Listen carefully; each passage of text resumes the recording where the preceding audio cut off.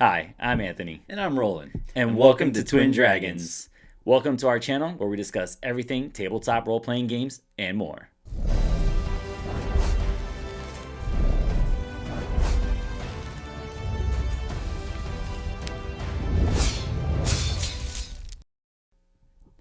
So, when you usually approach people, or when people approach you, or the topic of tabletop role playing games come up, what's the number one thing people usually say? Dungeons and Dragons. Yeah. But at the same time, there's more to tabletop role playing games than just Dungeons and Dragons, as we have talked about in the past various other tabletop role playing games. But what if you or the individuals are just not really into fantasy genre, right? Or what if your party, your group, is getting tired of killing their 100th goblin or slaying their 1,000th orc? Or, you know what? How many hill giant villages can we truly destroy? I get it. I believe that, maybe you just need new ways of spicing up those goblin kills and making it more entertaining, but I understand where you're coming from. Well, at the same time, sometimes burnout within the genre itself can happen. So maybe we should explore other genres in other tabletop role-playing games, Yeah, right? let's And do that's it. what let's talk about that today, right? Specifically, science fiction, right? To really break into that that subgenre of fantasy, which is it is its own genre of fantasy in itself, Yeah. because it is fantastical. Just not medieval fantasy. Yeah, not exactly. that, Exactly. fairies. The Tolkienish fantasy, Yeah. yeah. So let's talk about one of the games that I truly enjoyed. I never got to play too much of it, but I thought it was really interesting, right? It's the tabletop role-playing game Aliens, right? Based off, obviously, the Alien movie franchise, right? But it puts you in that dark universe where corporate greed, right, is causing epic horrors to actually just decimate humankind in some form or fashion, right? So, I love it. Aliens, as you mentioned, mixes both science fiction because it is a futuristic, right? It is placed in the future, along with a lot of horror elements like dread. When you're thinking about, you're walking through an abandoned space mining colony and just the ambience and the noise, which is it's almost too quiet, and then that feeling of something's not right. Something could happen at any moment, and then bam, here comes the alien. yep. Or at the same time, you have your motion sensor with you, that classic scene in your group. Yeah, that classic scene with Oh, man. and then all of a sudden, you see movement, right, where there should be nothing there. Or it was just a quick bleep of movement, and you start to question: was it really there? Yep. Did you imagine it, or is there something truly approaching? Yep. So, and the Alien tabletop role playing game offers more than just the xenomorphs, right? It allows you to play either a group of Marines going out on missions, obviously mostly tied to corporate greed, right? You're always fighting for some kind of corporation. Yep. Right. At the same time, you could also play that space trucker kind of game where you're trying to do your own thing and you just run into like the most horrible shenanigans. Yeah. Or you can be a science vessel, reaching into the outskirts of our known universe, trying to discover new and amazing things out there. Things that we shouldn't be dealing with. Nope. We should not be messing with these things. So, but yeah, give the Alien tabletop role playing game if you want something science fiction, but also at the same time give you that element of horror, right? Yeah. So It's a good one. yep. Another one that I would like to talk about is Traveler, and now this is something that is near and dear to my heart when it comes to science fiction tabletop role playing games, right? It is the far future. We're talking 3,000 plus years into the future, right? Where interesting thing, where humankind, when we finally got the ability to travel amongst the stars, the first aliens we ran across were actually other humans, right? And it's a history where it's all about that history where there was an ancient race called the Ancients, obviously, Mm-hmm. that seeded the universe Very with original. very yeah. Well, and this came up like yeah, man, I can't even remember when the original Traveler came out. Mm-hmm. It's like 60s or 70s when the original Traveler was created. Or the concept of the Traveler was created. So and yeah, so you have this vast universe where you do have other species, but you run into other humans as well, and you even run into creatures that are both lions, right, the Oslons, as well as wolf type people, where these are species from Earth, but they are their own anamorphic selves, right? Mm-hmm. So, and they have their own regions of space that they actually live in, right?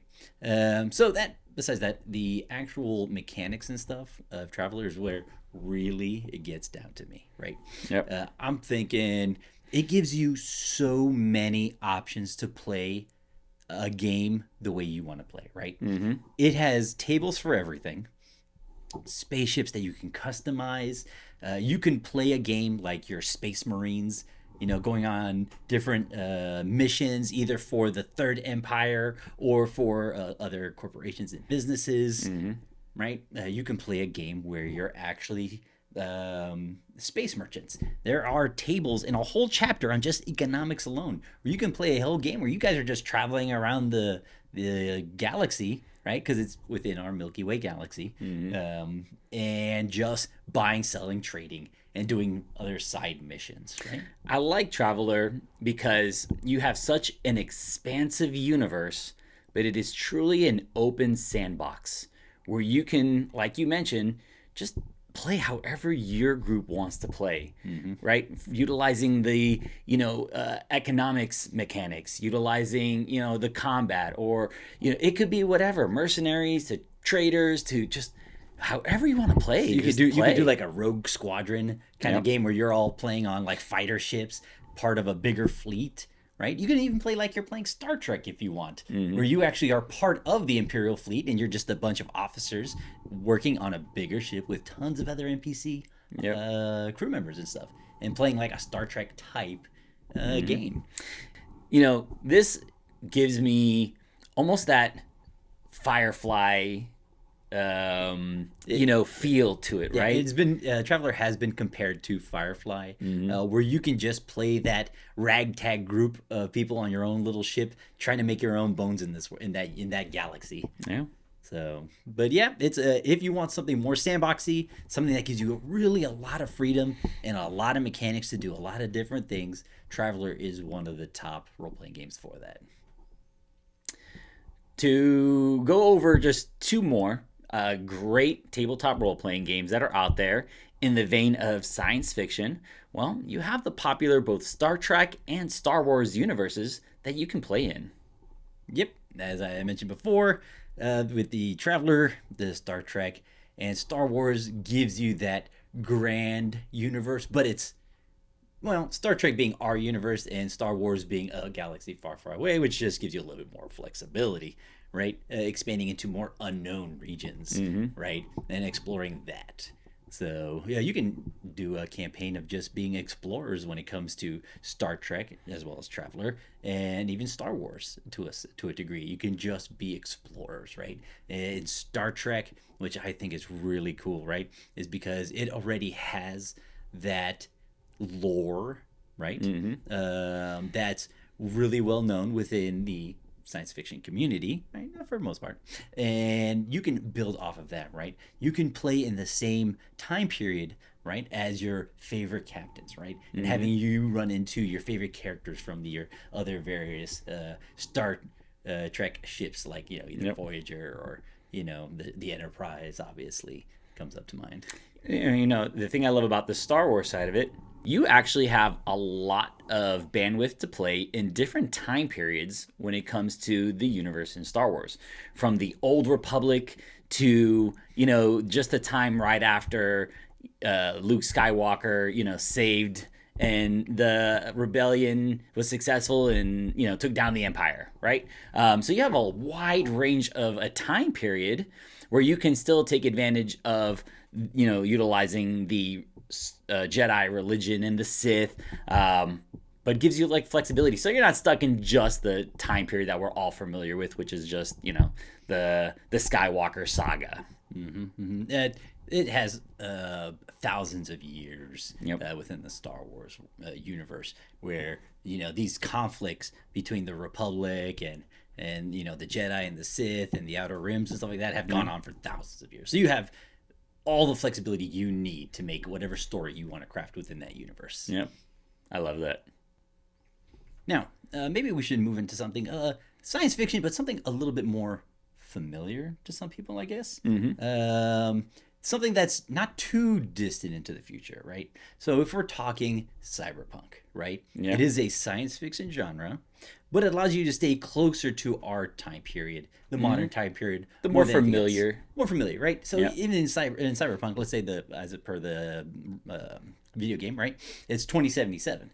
Well, that's just like 50 years in the future, 50 some odd years in the future, right? So it's not hundreds of years into the future, thousands of years in the future. It's something that's closer to what we are now, and then we can understand what's going on and how our civilization could actually reach that point. Yep. Right. You're thinking about pulling from, where our current technology is kind of almost there, right? When you think about the cybernetics, right? You think about the hacking piece of things. You think about just the electronics of it, but it's also based in our country, right? You have, the NUSA, where you're dealing with the new USA, right? It's like, hey, that's us, but just not too far from now. Night City, that's just in California, you Yeah. know, so it's something that's familiar in a sense, right?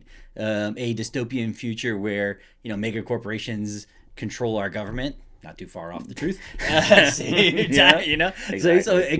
it gives you that sci-fi but familiar in a sense, right? Yep. How poverty really strikes society, but even people in poverty still have access to technology, right? As even poor people now have cell phones for the most part. Not all. I mean, obviously, I'm not gonna generalize too much, but in the cyberpunk universe, even the bums on the street have cybernetics already installed on them. Yeah. So that's something. I think that's an interesting genre to stick your teeth in if you really want to.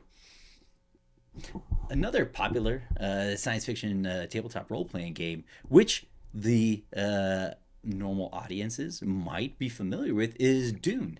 Right? With the advent of the movies, more people are now aware of the Dune universe, and that's something that you may be able to bring people into. The Dune tabletop role playing game is a fantastic game, right?